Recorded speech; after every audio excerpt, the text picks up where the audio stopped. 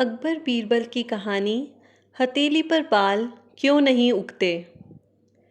एक दिन बादशाह अकबर के दरबार की कार्यवाही चल रही थी कि अचानक बादशाह को न जाने क्या सूझी और वो बीरबल के मज़े लेने की सोचने लगे।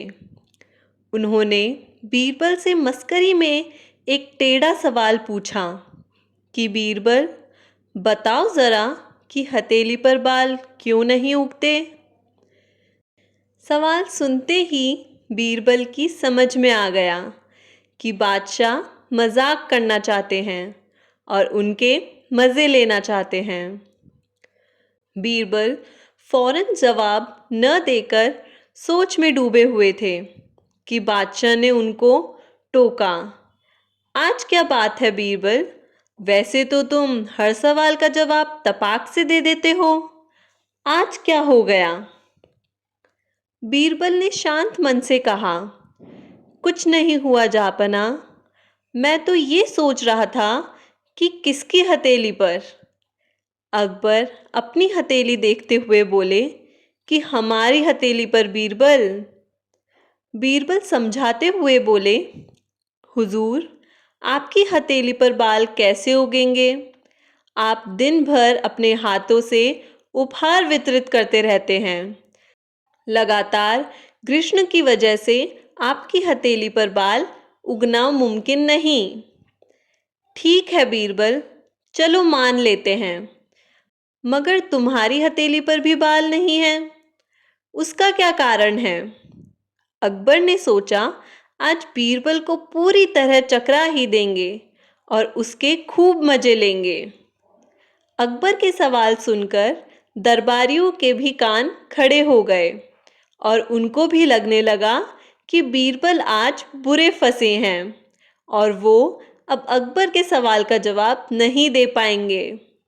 इतने में ही बीरबल ने कहा कि जापना, मेरी हथेली पर बाल इसलिए नहीं क्योंकि मैं हमेशा आपसे इनाम लेता रहता हूँ, तो भला मेरी हथेली पर बाल कैसे रहेंगे।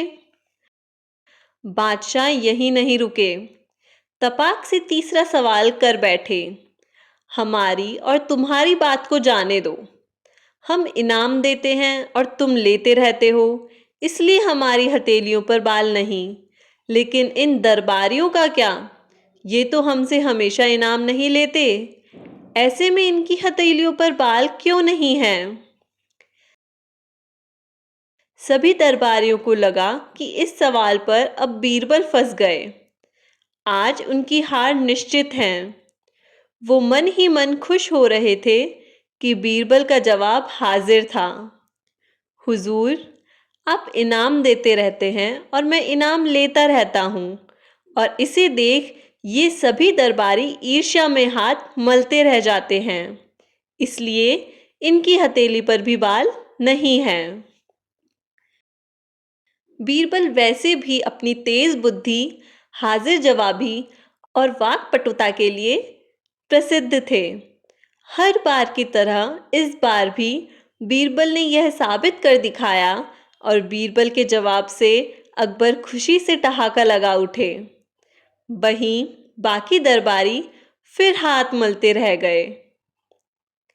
इस कहानी से हमें यह सीख मिलती है कि ऐसा कोई सवाल नहीं और ऐसी कोई समस्या नहीं जिसका हल नहीं हो। बस अपनी बुद्धि को हमेशा तेज और मन को साफ रखें। हाजिर जवाबी के लिए दिमागी रूप से सतर्क होना बेहद ज़रूरी है।